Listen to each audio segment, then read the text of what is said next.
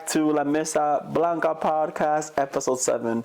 And since we already talked about a couple of things, I forgot to introduce or mention myself. So this episode is going to be titled, Me. It's my story. Well, thank you. Applause from the audience. Thank you. I'm here. Wow. So, and because we're talking about me today, I could not have San Carlo Borromeo, Papa Candelo, Sedife. So this image you see next to me is actually my godfather, a lua, a ser, a santo that I appreciate so much, that I love so much. He is my ministro, he's my minister, he's my pastor, he's my boko, he's my teacher. And I would not be sitting here today if it wasn't for him, God, and of course my mother.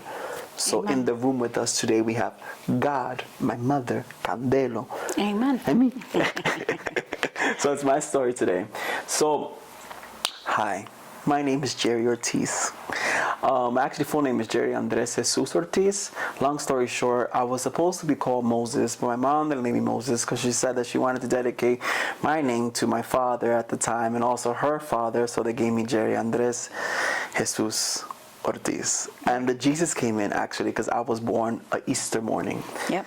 I was born on Easter morning on April 7th, and it was a lovely morning, and my sister actually always say that they were very upset with me because it was Easter and they didn't get to celebrate Easter because of me, and they're like, thanks for ruining the holiday. But because of that, I was known as the holiday baby. Yeah, you were born 3 weeks early. Well, I was? Yeah, you were supposed to be born in May. I was supposed to be a Taurus. Thank God I'm not. I love respect to the Taurus, but I'm happy I'm an Aries. Woo! Aries power. But yes, I was born early then. This is news to me. And it's interesting because I remember you telling me that Papa Gede was the one that announced me before I came. Before you came, yeah. Definitely. He said, you're going to have a surprise in August. And I was like, okay. He goes, te va a llegar una sorpresa más buena en agosto. And I said, okay, viejo, ¿qué? No, give me a hint. He said, no, tú vas a venir donde mí cuando tú sepas lo que. So once I knew I was expecting, I went and I ran to him. I said, viejo, this is it, right? He goes, yeah, so, tú vas a tener un hijo.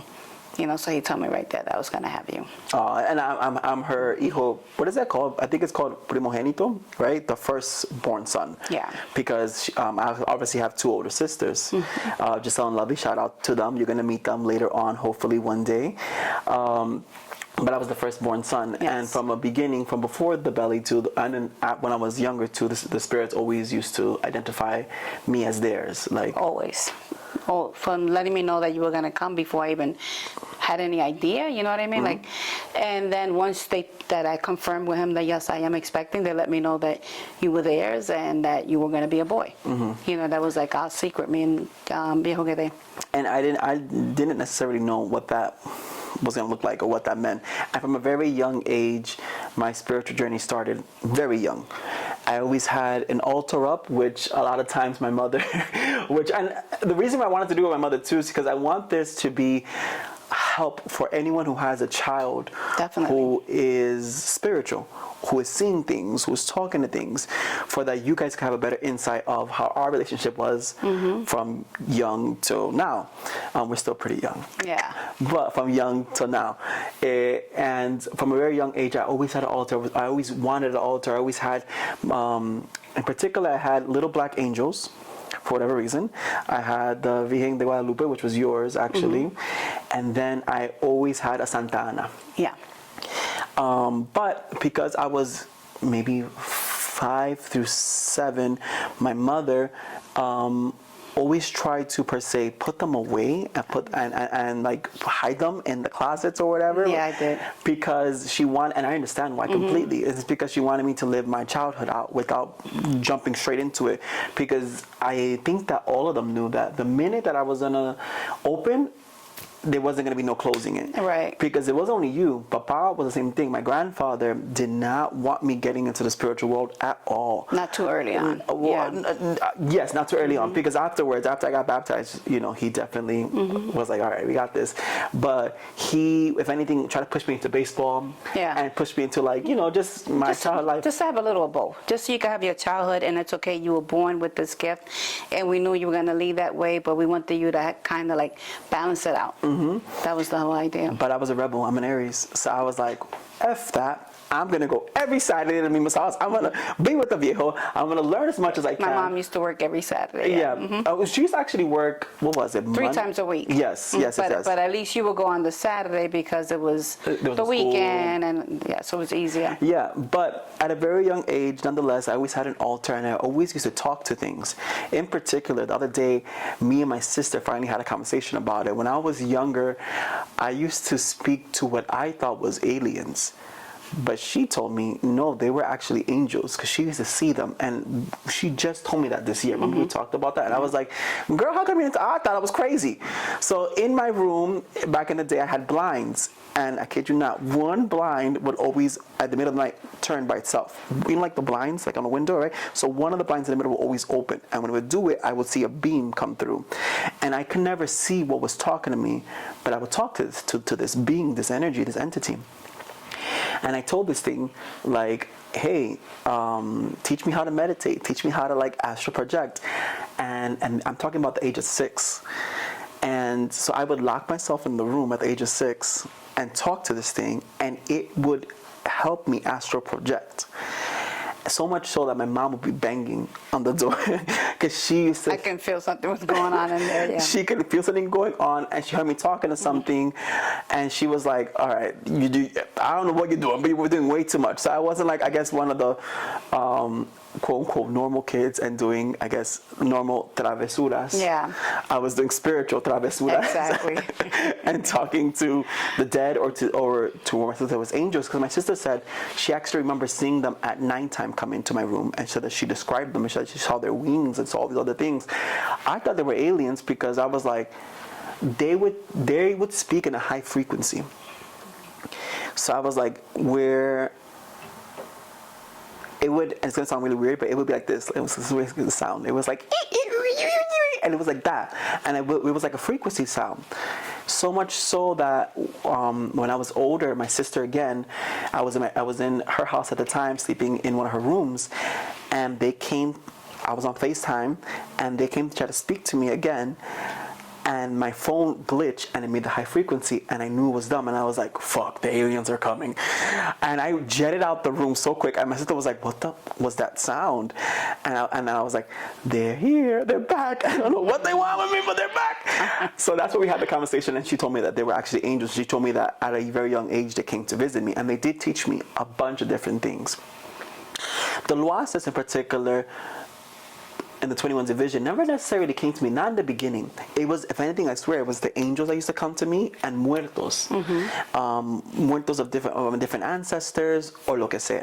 Bueno, life continues, and I'm still very spiritual, so much so that my mom never pushed religion on us either. Very beautifully. I didn't push it on any one of you guys. No, I didn't. And you just gravitated to him from the very beginning. Since you were in diapers, you used to be always with the viejo Guerrero and always hanging out with him in the basement. Like when my mom used to work in the basement, you used to always be there all the way to you all the time. Since you were a baby. It was something that it soothed you, and everybody would know you, and everybody would carry you, and it just kept going. It was like a llamado. Un llamado, definitely. But like I said, the Loases never necessarily used to come to me spiritually. It was anything was angels and the dead. But because my grandmother's center, of course, I would always be there. And because I always grew up in my grandmother's center, she would actually take me to other fiestas de Mani, where they would ask for her to come to help, whatever the case was, in those feasts. And during those feasts too, same thing. Gede, through other caballos, used to always call me. And if for those that don't know me, I don't like fish. I just don't like fish. Probably why I'm gay, but I don't like fish. That's just a me thing, it's fine. So, but nonetheless, yo soy bien chistoso. No, I have to that's make my good. jokes. You know me, mom. You know me. But my point is that during those feasts, this food is arenque, which is a fish, herring, moro, moro, prieto, batata, casabe. And when he used to come down, he would make me sit on his lap and he would feed me, and I would eat like if it was chicken. And you were a picky eater. I was. So to see you eat that was like shocking. Yeah. So, nonetheless, I always grew up around, again, the spirits and the spiritual world. Life progressed, and when I was maybe now 10, so now from 6 to 10, I'm going to 10, my mom gave me my first book, and it's still out there in Barnes & Noble. It's called Wizardology 101, because I was very into like the wizarding world and like, witchcraft and like, all these things and blah, blah. And in this book, there was 6 cards. Only 6 cards. It was part of a tarot card, like there was a tarot page explaining how to read these cards, whatever. And I never read the page, but I grabbed those 6 cards and I used to like to play with them. So I would read all of my grandmother's godkids or my grandmother's clients, if they would let me, like in the basement, as while they were waiting to consult with the viejo, I would have those 6 cards and I'd be like, "You want a reading?" Yeah. And then I would read them, and a lot of things would actually come out to be. Sometimes I even got in trouble. In particular, my grandmother's casilla used to always yell at me too, because sometimes it wasn't through the cards, it was just at Vista Clara. One time I remember in particular was where there was a brand new client at my grandmother's with her 2 kids. And when they came in, I don't know why, sometimes Spirit just says things to say things. I looked at them and I said, "Oh, your name is so-and-so," to the boy, and your name is so-and-so to the girl. And I said, "And your birthday is this, and your birthday is that." And when the mom heard it, the mom was like, "What the fuck?" And the mom was like, and ran to my grandmother's casilla and was like, "How does this kid know all this stuff?" And she got so freaked out that she left. Right? And then my grandma's casilla was like, "You can't tell people nothing. You gotta just shut up. Don't say things, like just be a kid for now." And everyone, I felt like that's what I was hearing from everyone. From everyone. Just be a kid. Just stop. Do this, don't focus so much on spirituality. Don't focus so much on even God. And I thought it was interesting. And they didn't say it in a bad way, of course, but they were just saying it because of their fears. Because I feel like as Dominicans, as Caribbean people, as Black people, in the community in general, they teach us to have to fear everything.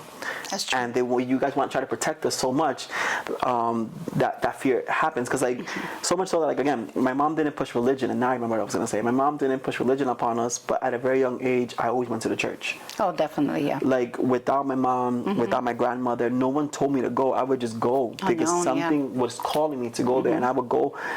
And my grandfather was confused too. My grandfather was like, "Why are you going to church today?" Because no one in my family was going to church like that. But like algo me llamaba. Ahí para la iglesia. And I remember once when I was younger, or again, same time around 10, that I had a dream that I went into the church, and the people at the church, the pews, I think it's called, of the church, they turned around and they looked at me and they said, "Oh, why is he here?" And I'm going to say it was God. There was a being, a very tall, giant being in the front of the church, and he was sitting, I'm going to say he, but I don't know if it was he or she, but was sitting in the front. Like a big chair, and that energy stood up, and they said, "No, let him come, because he is more of a believer than any of you guys." And he made me come towards the front of the church, and that was a dream that I had. And similar to that, I had so many dreams, so many revelations, so many things happen. One of them too, and for those that have kids, if your kids are afraid of the dark, it's a thing. It's something that they're seeing. The kids have the ability to see, even if they're not as spiritual as other spiritual kids. Every child from the age of 0 to 7 has this thing where they start seeing things, they start feeling things. So in the old house, I was the little man of the house. So my mom would be like, ve, apaga esa luz de la cocina, go turn off the light of the kitchen, of the living room, and then come back. I used to jet like if El Cuco was behind me. I used to go, phew, when it's time for lights. But it was because of the marasa. Yeah, they were there. Because there was 2 marasa kids. And for those that know, new definition for our podcast, new vocabulary word, marasa. Marasa, if you practice a different ATR, ibeji, is very similar in the sense that they are the holy twin spirits and the spirits of the kids that come up in spiritual feasts and stuff and gatherings. Nonetheless, they would chase me. When I would turn off the lights, purposely the kids would chase me through the house. So I would run because I used to turn around and I used to see them chase me. And there was nothing that I could do. So here's a tip that my grandmother gave me. So I hope this works out for those moms that have kids that have that too. My grandma said, get a toy, put it in a corner of your house and dedicate it to those kids and tell those kids, this is your toy. I am not your toy. You cannot play with me. Play with this. Because they're kids, they don't know, and whether they be dead kids or whether they be marasa kids, they don't know. They don't realize that. Like, they think that you're a toy. Like, think about little kids. They think that they understand that maybe you're your mom, your dad, your whatever you are, your title you are, but they think that you're a toy too. Like, they don't have that logic yet. And ever since then, ellos se tranquilizaron. Absolutely, yeah. The thing is, like when you said earlier about creating fear, I wasn't trying to create fear. It's just, it could have been a lot for a kid to deal with all that. No. You know? I didn't say you creating fear. I said society. Oh yeah, that's true. Creates fear. And you never created. I have more respect for you than fear because my mom is not a hitter, but she's a banger. So like if I was, mira muchacha, and I was like, ay Dios mío. So, but nonetheless, that's a tip for those parents that have kids that are afraid of the dark. Also, get them a little nightlight. I always had a nightlight on because of this reason. That's true. I had a little salt nightlight on for the little outlets, and I needed sound. Was the other thing for me. I couldn't sleep without the TV on, because if not, when I would go to sleep, I would hear things talk to me, and I didn't like it, so I found it uncomfortable. That's true. Something else that my grandmother told me, and you told me this too, because I also used to suffer a lot from sleep paralysis at a very young age, was to put my shoes or my slippers, the last things that I wear in the form of a cross, next to the bed. So if you're having sleep paralysis, try that out. And almost 90% of the time, it will help you. Nonetheless, so now I'm getting older now. So now 10, 11, 12, and I'm really forgetting about spirituality, like not that strong. Now I'm actually, especially when I went into high school, I didn't, shout out for ourselves, I didn't necessarily, like, I was in it, but it wasn't as hard as when I was younger. No, because now you have like a whole big group of friends. Everybody's hanging out. Yes, and it was interesting too, because similar to La Rubia, which we're gonna have her interviews too soon too, so I hope you guys watch that as well. People would want me to read their palms when I was in high school, and because everyone knew in high school that I had a gift. Some people were afraid of it, some people weren't, so they were like, hey, read my palm, read my palms. I would read my friends' palms and tell them things that would actually come out and stuff like that. But again, wasn't working, wasn't montan, nothing like that. I was just, the normal vista clara stuff. Nothing necessarily happened to me yet that was too intense. Thank you.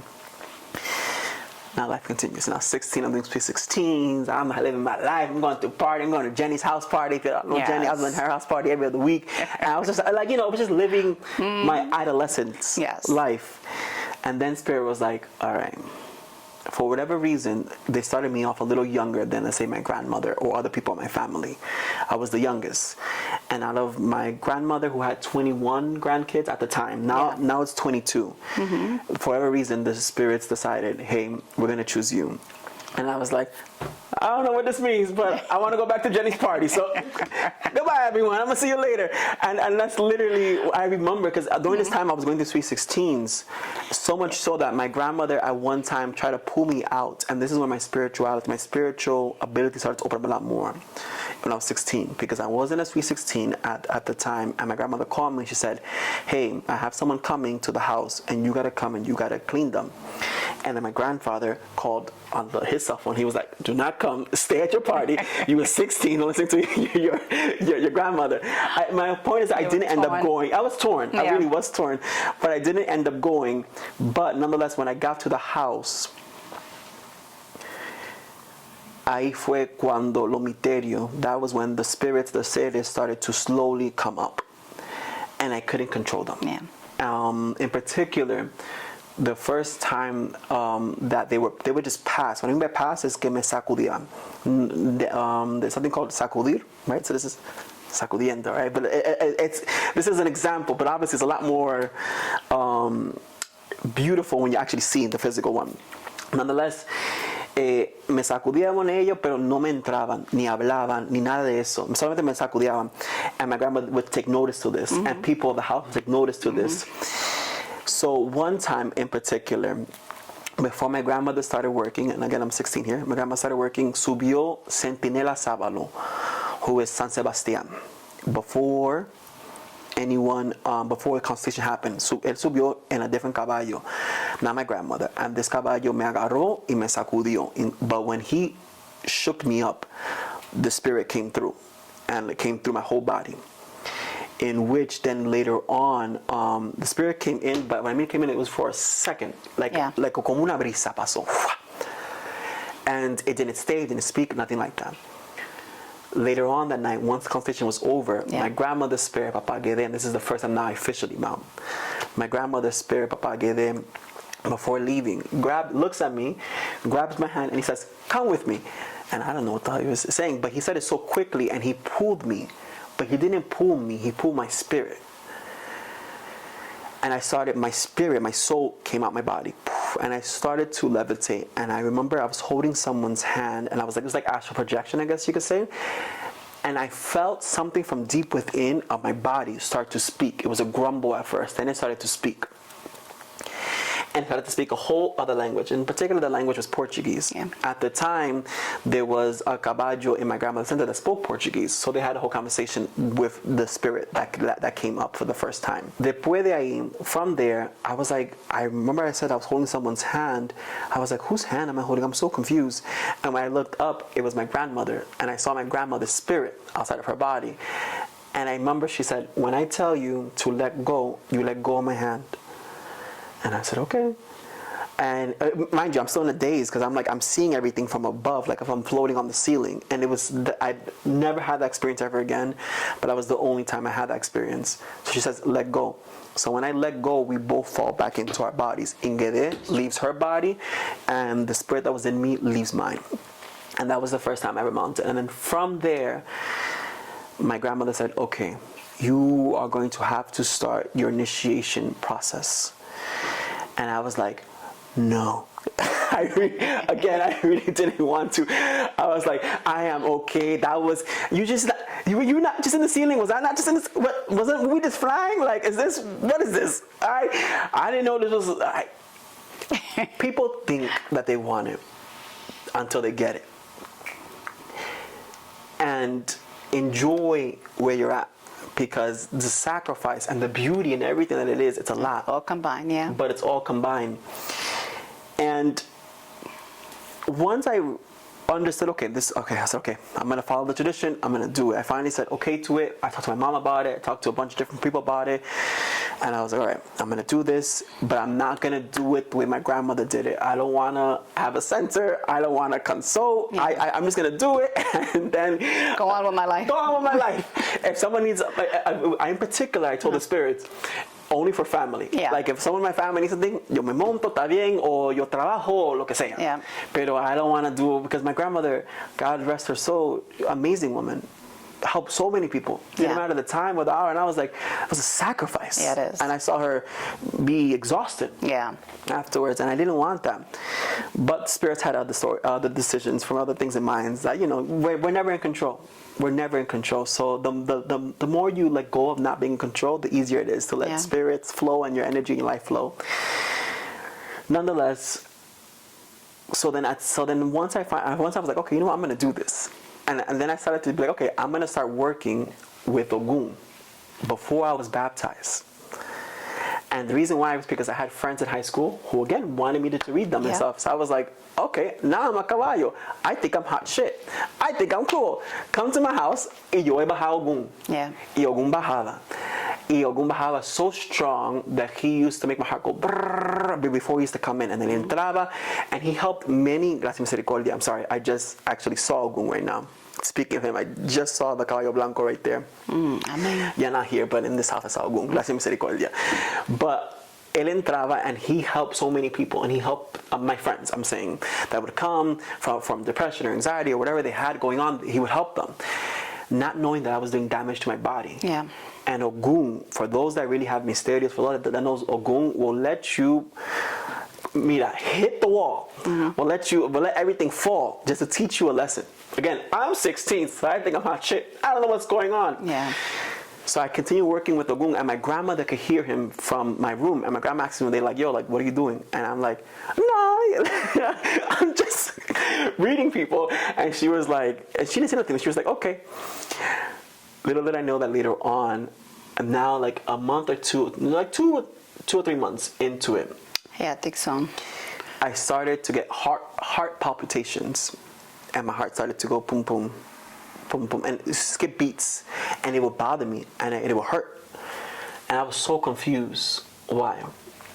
And then this is where mom comes into, and then at this time, then we go to the hospital. My grandma's like, go to the hospital, figure it out. That's your heart. Be careful. So I go, and they because said, you couldn't get your beat that day. I couldn't get my It beat. was like out of control, so you had like palpitation. Heart palpitation, and it wasn't I was calling Ogun or nothing. I just woke up with it, and then I went to the hospital, and they diagnosed me with AFib, and all the doctors were so confused that day because they were like, "How old are you? You have AFib?" They were like, It didn't make sense. It didn't make sense. They were like, AFib usually comes out for people that are much, much older. I've never seen a case of someone so young, and my mom is like, excuse the term, shitting bricks. Yeah. Because obviously, we don't know what's going on. They wanted to put me to sleep, to shock me back awake, to put my heart back to regular, like all these different things they were trying to figure out to do. And mom's like, no way. The doctors were confused. I was confused. Yeah, it was very...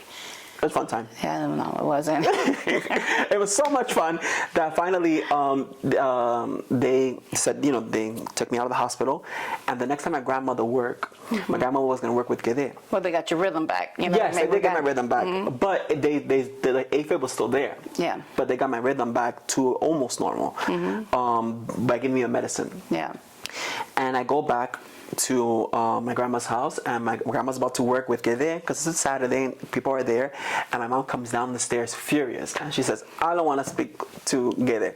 You're going to work with Candelo today. Yeah. I got to speak to Candelo because I got to know what's going on with my son. And my mom grabs Candelo's pañuelo from the bunch of pañuelos my grandmother had, and my grandmother just looks at her and stares at her, and my mom is furious, calling him and sacudiendo su pañuelo, and then all of a sudden the room freezes. And I stay stuck, and I can't move. And my grandmother's two casillas stay stuck too, but we can only move our mouths. Everyone in the room, everyone's like frozen. And my grandmother smiles slightly because my grandma knows what's about to happen. And my grandmother's casilla said, grab your mom to me because she's gonna fall. And I said, I can't move. And none of us can move. And my mom starts letting out this scream, and my mom falls. But the minute my mom falls, Candelo sube. Candelo comes up into my grandmother, furious and angry. Yeah. And he bangs, and then and it's so interesting now that I think about it, because you fall, and he also lifted you up later on. We'll talk about that too. But now she falls, and Candelo comes up, and Candelo's furious at me. He's pissed at me, and he's like, again, like, who do you think you are? Why are you working with Ogun out of all people? Man, I didn't tell my grandma nothing. And I hear Candelo telling me all these things about Blanca, and Candelo's like, and because of that, now you're not going to work with any of us until I say so. And I'm going to be the one that comes in because you're doing damage to your body. Yeah. So I say that to say, again, wait your time. Do not damage your body. Don't go ahead of yourself. Don't go ahead. This is not a game. This is not a joke. This is real spirits. These are real things that are happening. So it's important not to go ahead of yourself and to accelerate things because you want to be accelerated because we're so used to things being instant. Yeah. Because they will teach you a lesson too. What? Ogun didn't care about my health, respectfully. Ogun said, I'm going to teach you today. ¿Tú quieres joder? Espérate, que te voy a enseñar. Te voy a enseñar. And it's a lesson that I appreciate Ogun for teaching me because he taught me how to slow my horse down and just relax. Yeah. Take your time. Wait for your time. Wait for my time. Nonetheless, then they baptized me. Yeah. So now they baptized me. And again, I did it the day of baptism. I remember my mom talking in the kitchen, and my mom was like, are you going to do this? And I was like, I don't know, man. I was like, you sure you got this? You sure you're going to do this? Yeah. I was like, I don't know, The day of. The day of. And I was terrified. I was shaking. I didn't know what. And I was like, okay, fine, we're going to do it. We're going to do it. Go ahead. Amen. And I do it. Unfortunately, my grandfather passes 4 days after my baptism. So right after I get baptized, the whole family hits with my grandfather's death. And for me, spirituality goes out the door too. Everything went out the door. Even school went out the door. I didn't want to go back to school. Nothing like that. And not saying that we didn't still honor and respect the spirits. We did. But there was just so much going on at the moment. I think we could say lightly it was that kind of dark times, It right? was a very, very dark times, but through the mud comes out lotuses and flowers and roses and all those other things, right? So that's what happened to us. My grandfather passes, and we decide to move to Florida. So we moved to Florida, and now I'm in college, and I'm not thinking about spirituality. I'm not thinking about spirits. I'm not thinking about what Candelo said, what happened with Ogum, none of that. I'm just doing my day-to-day life now. So we moved to Florida, and this is where actually my spirituality took off even more. And it's funny, and this is why I always tell everyone, your spiritual journey is a lonely journey. Yes, you could find a community. Yes, you could find a home. You could find a family. You could find a center. But it's supposed to be you and God and nothing else, because that's when you really grow. I'm in Melbourne, Florida, and respect out to Melbourne out there, everyone who's watching who's from Melbourne. I'm pretty sure nobody, but basically Melbourne We have family there. Well, great, we do have some family. I mean, we have one family member. Anyways, basically when you're going down I-95 and you see cows in Florida, that's Melbourne. That's I always say that's Melbourne right there.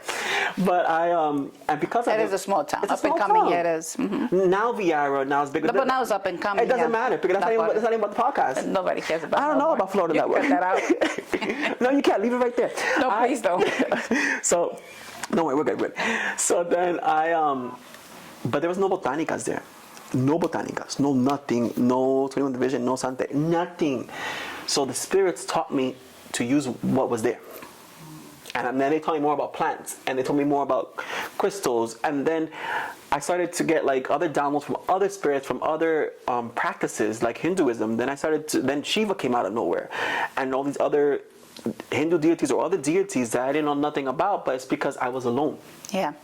And not alone. I'm not saying I was, because I always have my altar up. I always used to serve them. My mom always says that too. Notice that too. It's not about. It's about serving the altar without expecting anything in return. Yeah. Because I used to serve and serve and serve for years and years and years. For years, not for nothing, just serving them and showing them the respect. Cumpliendo con ellos. And the more I served, the more closer they would come. But I didn't realize. Yeah. Especially since Candelo said, "Wait, I'm gonna be the next one." So they let me go through college, and they let me graduate. I actually graduated from physical therapy in Kaiser University. And I was so excited to graduate. And I was like, yes, I did something with my life. I graduated. And then right when I graduated, the Spirit was like, that's nice. Now it's our time. And now that part of your life, and we're happy that you did it. But now it's us. Yeah. So it comes out to be that, again, Candelo, who said that he was going to come when the time was right. He finally comes up, and we heard my mom's interview too, we talked a little about it too, but he finally comes up. And when he comes up, the whole energy of the room changes. Yeah. And Giselle, who was pregnant at the time, and my mom, we were all there, and Giselle slowly leaving the room, and she can't move either. It was, again, the same moment that happened in my grandma's center is happening again. But this time, when Candelo comes up, my mom again falls to the floor for whatever reason, and Candelo lifts her up. Yeah. Which he didn't in my grandma's center, because he was speaking and making a point. But now he's saying, now it's time. And I just got this whole, what's that called? Full circle. Full circle. That's what it's called. Full circle moment. Full circle, yeah. Y Candelo dice, ahora es tiempo. Yeah. Bonsoir, y vamos a trabajar. Amen. And that was it. That's all he said. Yeah. Yeah, it was a full circle moment. I think it's a lot, like, of course, my son saw your energy and your spiritual journey also is combined. We're combined. Of course, within this. intertwined. So being like, if you, another interview that we had earlier, like Jay said, that I, like Jay, did not want to work because I was busy raising kids or I was busy living my life. Because of that, because I kept kind of, in a sense, rejecting them in that way, even though I appreciate them and love them, they made it a point to say, here we go, whether you're ready or not. Because we're in their time. Yeah. We're not in our time, and that's something everyone got to realize. It's not your time. Like, it's not your timing. They don't understand time. They're in a different time zone. They're in a different dimension. So it's whenever they are ready and they know when it's time. And when they come for you, they come strong. Oh, when they come for you, go through a bunch of different changes that completely, because I can't explain the whole thing because they don't want you. They don't want me to explain exactly what it is. But yeah.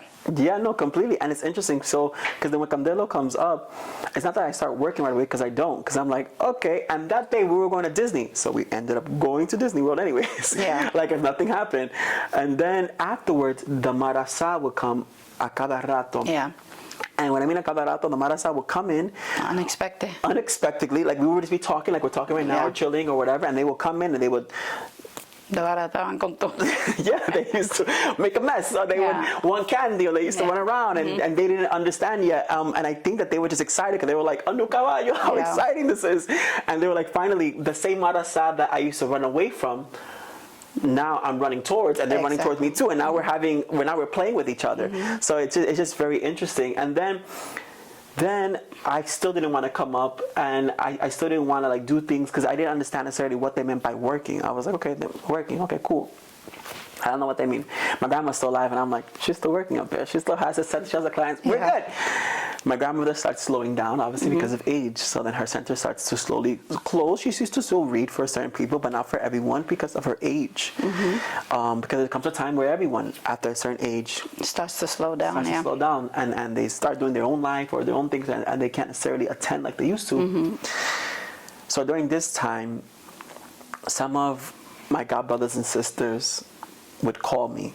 So certain the people that my grandmother baptized or people my grandmother would call me and be like, hey, we need your help. And I'm like, I'm living in Florida. I can't speak right now. I'm sorry. God bless you. And I didn't want nothing to do with it. I didn't. And it's funny because a lot of people that have the ability don't want nothing to do with it. I didn't want that responsibility. And I didn't know what that meant. And then Gede came, and Gede said, no, Petito, tú tienes que subir. Tú tienes que ayudar. Like, this is what you were made for. This is what it's about. There's a mass of people who need guidance and help. And we need you to help them. Our kids who are lost. And I was like, okay, Papa, but I'm still not going.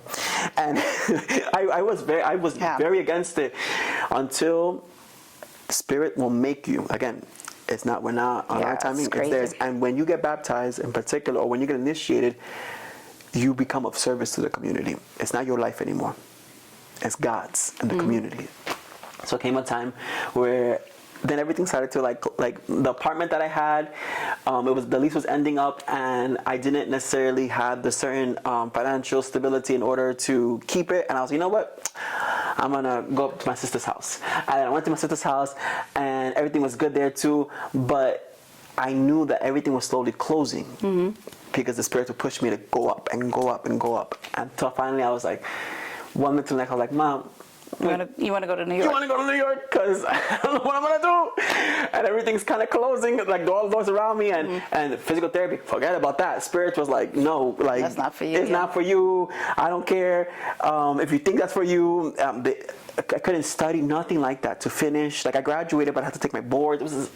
Everything was all over the place. Everything was all over the place. In a sense. The only thing I wasn't was Spirit. And they were all just like... And you said, let's go to New York. And I said, let's go. And then we went up. And without a plan. Without a plan, without a home, without nowhere to go. We just go up. Because, again, it was that trust and faith. That Spirit said, come and we got you. I came up with my mom, and the second day I came up, I actually worked with the spirits. Because as we were coming up, people were calling me. In particular, 3 people, which I'm going to reserve the names, of course. So true. On the road. On the road. And they were like, hey, I'm having such and such problem. Can you help me? And I was like, all right, I'm actually coming up. So come this Saturday to my old grandmother's apartment. And they were like, not a problem. We'll be there. Cool. Just 3 people. And it was the first time that I ever was going to sit and consult with Spirit. Because, again, I didn't know how to, I didn't want to, nothing like this. And my mom is also like, what are we gonna do?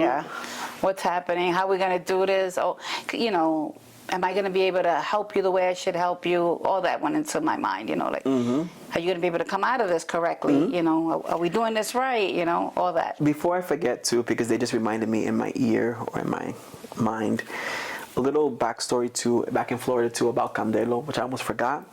I had a very big cancer scare, and it was Candelo. Again, this was all about all the closings happening.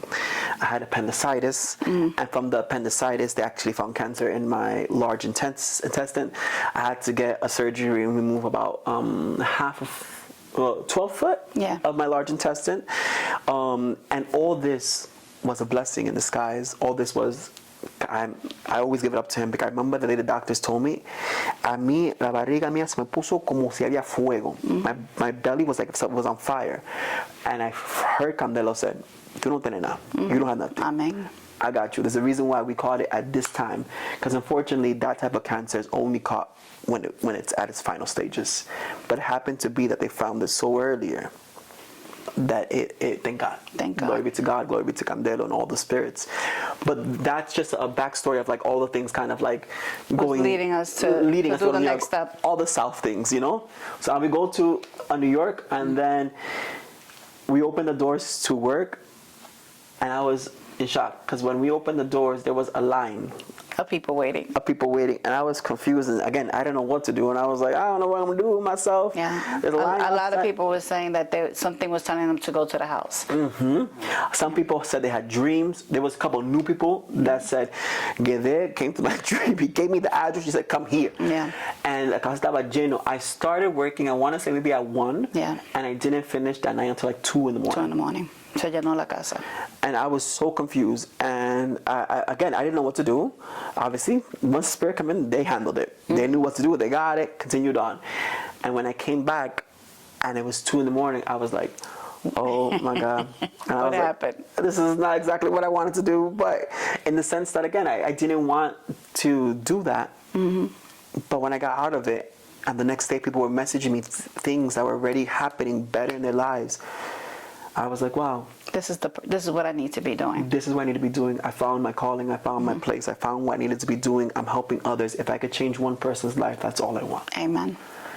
And from then, my story continues. I'm going to grow on from then. And maybe we'll talk about it in another episode too, because that's when then the center comes to be. So in another episode, we'll talk about where the center comes to be. But that's basically my story from when I was a kid. Yeah.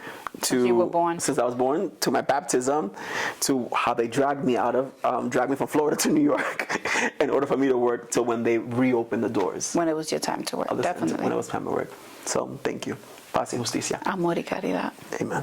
Thank you so much, guys, for joining us in this week's episode of La Mesa Blanca's podcast.